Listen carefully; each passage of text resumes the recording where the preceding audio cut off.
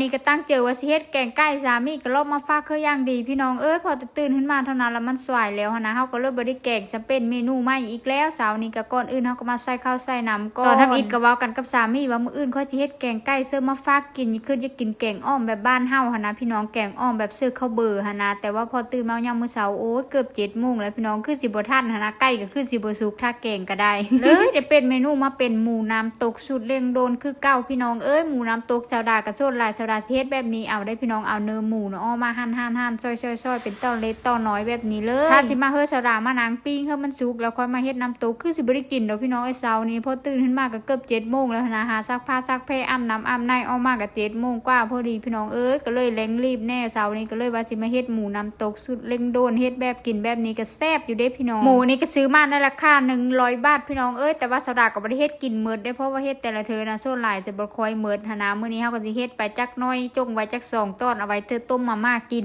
หมูน้ำตกสูตรนี้ก็ชาวดามากเฮ็ดกินดู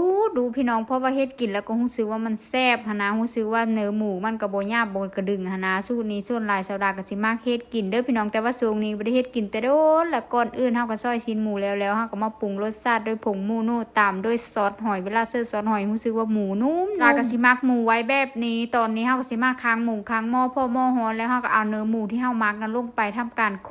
แต่รู้สึกว่าน้ำมันหลายพวกก็เลยตักน้ำอ้อแน่จักน้อยโคไปจนเนื้อหมูสุกดีพุ่นละพี่น้องนี่เนื้อมันก็สิได้ประมาณนี้แล้วก็เอ็ดน้ำอ้อเจาะแต่เนื้อหมูสุกดีแล้วชาวดาก็สิมาซอยหั่นผักโบผักหอมเอาไว้เสิร์ฟอันลาบหมูหั่นนั่นล่ะโอ้ยบ่แม่นเอาไว้เสิร์ฟหมูน้ำตกหั่นนั่นล่ะพี่น้องก็สิมีผักโบผักหอมซอยเป็นตอนเล็กตอนน้อยแล้วก็เสิร์ฟโหผักโบหอมเฮาไปน้ำมื้อนี้ก็โหหอม เฮ็ดลาบหมูหรือเฮ็ดหมูน้ำตกส่วนหลายชาวดาสิมักเสิร์ฟโหหอมเด้อพี่น้องเพราะว่าเวลาเสิร์ฟโหผักโบหรือโหผักหอมลงไปมันรู้สึกว่ากินรสชาติมันสิหอมขึ้นมาแล้วได้พี่น้องมื้อนี้ก็บ่มีผักย่างต่างย่านหลายมีแตงกวานี่แหละกินกับหมูน้ำตกเฮามื้อนี้ก็ได้ตัดภาพมาตอนนี้ก็สิมาปรุงรสชาติแล้วเด้อใส่ผงโมโนลงไปแล้วก็มาคิดผงลงไปเข้าโคตามด้วยน้ำปลาจักเล็กน้อยทำการโคเร